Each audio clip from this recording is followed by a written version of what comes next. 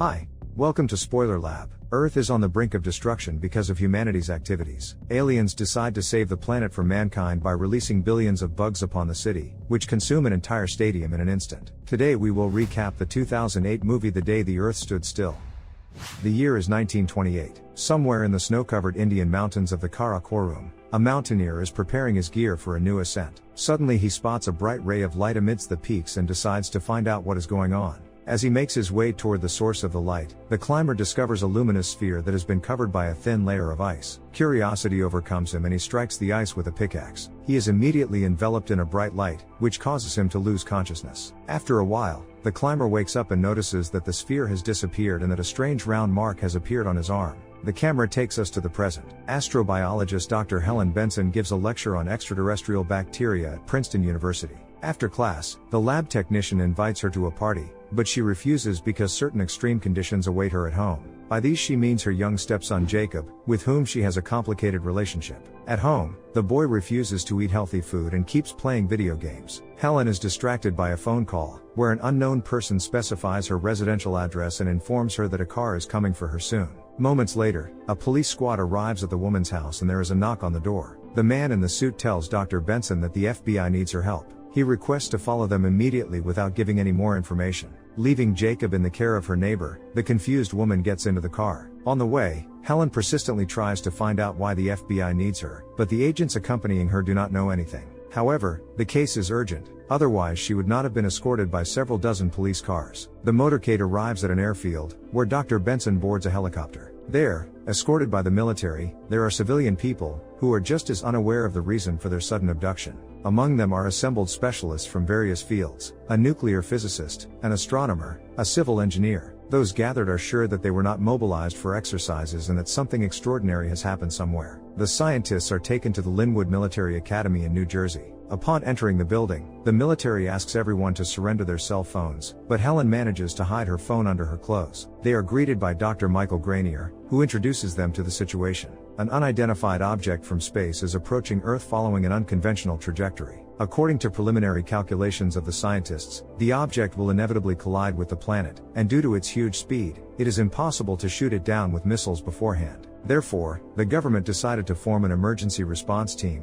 which will be able to deal with the consequences of the imminent catastrophe. The team is just over an hour before the cosmic object falls on Manhattan and kills 8 million residents. After the meeting, Helen locks herself in the bathroom to call Jacob and warn him of the danger. She doesn't know how to tell her child the shocking truth, so she asks him to lock himself in the basement to wait out the big storm. Her conversation is overheard by one of the military and she knocks threateningly on the cubicle door. Upon learning that Dr. Benson has been smuggling a phone with her, the military woman asks if she can borrow the device to call her loved ones. A team of scientists heads to the suspected site of the object's impact. They are all alarmed. The object cannot be identified, and the rocket launch system is blocked by something. In fear, they hold hands and count down the last seconds until impact, but nothing happens. Through the helicopter window, the team sees a bright ball of light slowly approaching Earth, illuminating the streets of New York City. The space object lands in the middle of Central Park, causing citizens to flee in terror. Clad in protective suits, the scientists cautiously approach the glowing sphere. As they approach, they detect the presence of strong electromagnetic waves. Military, police and snipers surround the glowing ball on all sides, awaiting further orders. A bright light dazzles everyone present and an alien creature emerges to meet them.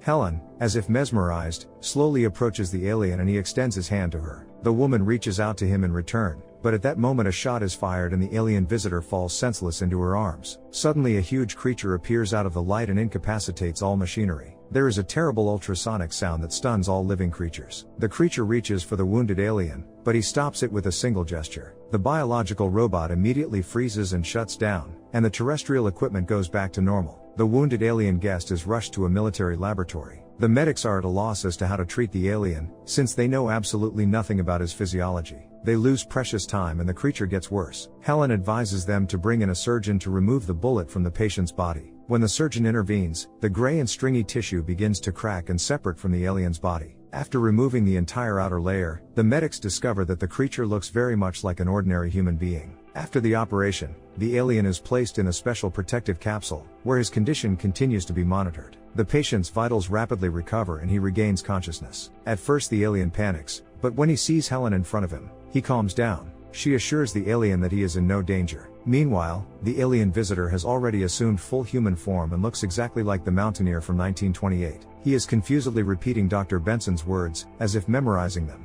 After what happened in Central Park, mankind is in a real panic. Stock exchanges are closing and civilians are being prepared for urgent evacuation. Residents of other cities around the world are fleeing population centers on their own, fearing an alien invasion. While the president and vice president hide in a shelter, U.S. Secretary of Defense Regina Jackson takes control of the situation. In an emergency meeting, she is informed that the aliens have managed to hack into one of the spy satellites. Now they have all the classified information about national defenses. According to the intelligence services, similar glowing orbs of different sizes have landed elsewhere around the world. Arriving at the lab, Regina listens to the scientists' report. Flesh samples taken from the alien show the presence of DNA from 3 different life forms. The creature's body tissues are human, and the gray flesh shell is organic, which is a kind of protective suit of placenta. Dr. Helen suggests that the aliens had previously visited Earth and obtained a sample of human DNA. This is why the injured alien visitor was able to take on the appearance of an ordinary man. The group visits the alien in his room. He already speaks in his own sentences and asks for water. With a trembling hand, he brings the glass to his mouth, remarking aloud that it will take time for him to get used to this body.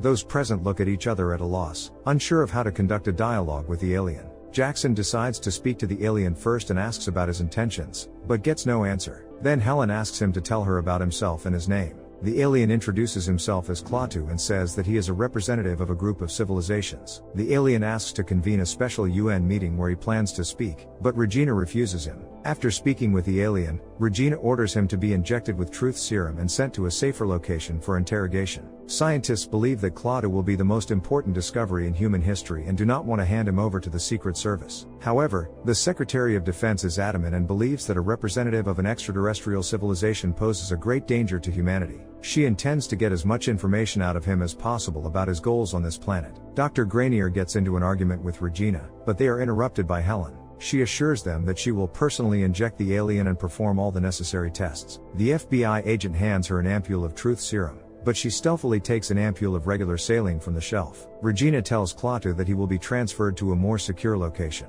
The alien disagrees and informs them that he intends to leave the military base. The secretary is not going to let the alien guest go, for he has illegally invaded this planet, and his huge robot has attacked the military. Klaatu explains that the biorobot is only activated in the presence of violence. Nevertheless, Regina tells Dr. Benson to administer the injection. While administering the injection, Helen whispers faintly to the man that he must run.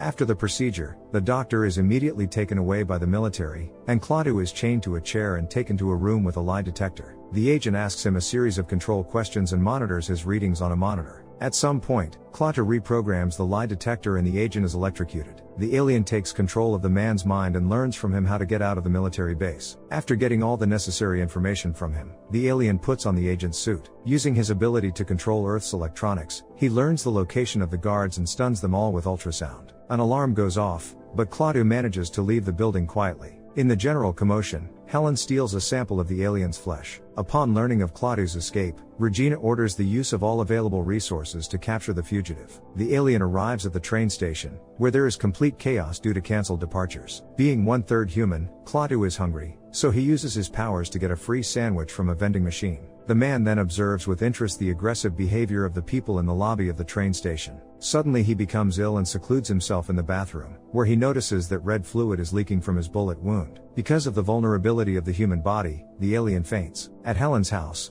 a bell rings. An unfamiliar man informs the doctor that her patient is at the station. When she realizes that the man in question is the alien, Helen immediately sets out to pick him up. The woman puts him in the car, where he meets the unfriendly Jacob. Klaatu asks Helen to give him a sample of the gray tissue that was removed from him. He dabs it on his wound and it instantly heals. Meanwhile, U.S. military forces attempt to attack the biorobot. Detecting the approaching danger, the giant immediately activates. It seizes control of all military equipment and destroys it. All attempts to attack the alien fail, leading military commanders to despair. Helen continues to take the route Klaatu instructs her to follow. Jacob notices a huge traffic jam of cars trying to leave the city. The boy hates the alien creatures and believes they must be destroyed. He is sure that his father would have fought them if he had been alive. The trio arrives at their destination. When Jacob goes to the bathroom, Klaatu asks Helen about his family. It turns out that the boy's father was a military engineer and his mother passed away in childbirth. Dr. Benson married Jacob's father, but he left this world and the boy remained in her care. They walk into a fast food cafe, where Klaatu meets the elderly Mr. Wu. He, too, is a member of an extraterrestrial race who was sent to Earth much earlier to study humans. Claude warns his fellow countrymen about the operation and suggests that he leave. However, Mr. Wu intends to stay on Earth. During his long years of research, he has grown to love the Earthlings and has a family of his own. Although the old man considers humans to destroy the planet, he would be happy to spend the last moments of humanity with them. The military installs super strong protective panels around the inactive giant biorobot, hoping in this way to block his powers. An emergency hotline receives hundreds of calls from people who have seen Klaatu. On the minister's orders, the man is presented as a fugitive criminal. In the meantime, Helen, the alien, and Jacob head for the state of New Jersey. Upon arriving in the woods, Klaatu asks to stop the car and gets out of the cabin. The woman is concerned about the alien's strange behavior, so she asks Jacob to lock himself in the car while she follows Klaatu. A swarm of insects flies past her and leads her to a lake where the alien is standing. Secretly, she watches as another glowing orb emerges from the water. At the same time, Klaatu initiates the emergence of alien spheres all over the planet. Shocked by what she sees, Helen returns to the car. Jacob questions his stepmother about the strange companion, suspecting something wrong. The boy fears that Helen will marry Klaatu and he will take his father's place. Upset by his own hunches, Jacob runs out of the car into the woods. Helen follows him when suddenly they notice a bright beam of light among the trees. It is a glowing orb that, like all the other alien spheres, is leaving the planet. Only one sphere remains on Earth, the one in which Klaatu arrived. The alien returns from the forest and tells Helen to take him back to the city. She refuses to help him and demands to know what is happening. Klaatu tells her that mankind is destroying the Earth with its activities. There aren't many planets in the universe where complex biological organisms can live, so they've come to save Earth from the humans. The alien believes that the planet can be reborn if all the human infestation is removed from it. Dr. Helen tries to convince the alien that humans can change and deserve another chance, but he doesn't believe her. They have been watching humanity for years in the hope that people would change, but the situation has reached a tipping point. Despite Helen's pleas to stop, Klaatu informs her that the process has already begun and nothing can be changed. One of the police patrolmen manages to get on the trail of the alien. He pulls a gun on him and tells him to surrender. Jacob asks Klaatu not to hurt the policeman. The alien unemotionally declares that his pain will be short and with a flick of his hand points Helen's car in the direction of the policeman. When the man stops showing signs of life, Klaatu revives him, using the energy from the car as a defibrillator. Klaatu explains that he didn't intend to harm the policeman, he just wanted to remove a temporary obstacle. Helen is convinced that the alien can stop everything if he wants to. She proposes to Klaatu to take him to a man who can change his mind. Meanwhile, the secret services investigate the purpose of the alien's arrival on this planet. Scientists manage to figure out that various kinds of Earth creatures are being transported in the glowing spheres. Secretary Regina, who is observing what is happening, guesses that what is happening is very similar to the rescue of living species on Noah's Ark. The American commanders realize that they must soon expect an attack. They place the biorobot in a silo deep underground. Riots begin to break out all over the planet and cases of looting increase. Dr. Helen brings Klaatu to an old Nobel Prize-winning mathematical scientist she knows. The alien is distracted by a formula on the board and decides to correct it. Noticing this, the scientist joins him and they solve the unfinished problem together. The astonished scientist immediately guesses who is standing in front of him. While the adults are talking, Jacob sees an APB on TV on Klaatu and calls the hotline number. The scientist asks the guest how their civilization managed to survive. Klaatu tells him that their sun began to die out and they had to evolve to survive. The mathematician leads his guest to believe that humanity, too,